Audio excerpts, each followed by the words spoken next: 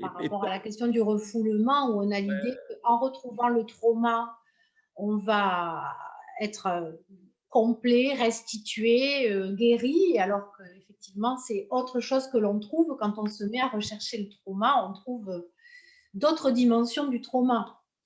et en plus, c'est vrai que nous, on a, pour les historiens, évidemment, on fait une histoire à partir nécessairement du trauma. Par exemple, et moi, je sais que Jean Zay a été assassiné au bout du bout, le 20 juin 44, etc. Est-ce que dès son procès, tout concourt à ça? C'est une autre histoire.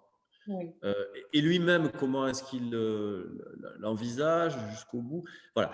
Et donc, ce qu'il faut restituer aux gens que nous observons, au vivant qui est dans le passé, c'est que dans ce vivant, il y a des futurs, mais qui sont encore à construire. Mais de la même façon aussi, alors depuis Marc Bloch, on sait qu'un historien, c'est quelqu'un qui pose des questions au passé depuis son présent, et que c'est bien le présent qui pose des questions au passé. Donc ça, c'est inévitable, hein, et ça, bon. Mais c'est au passé d'y répondre. C'est pas au présent à répondre aux questions qu'il se pose. Quand je dis c'est au passé d'y répondre, c'est compliqué ça, parce que il faut aller, On passe par les présents. il faut s'immerger. Alors nous, la question est celle du présent, mais la réponse, il faut, dans le meilleur des cas, qu'elle soit celle du passé.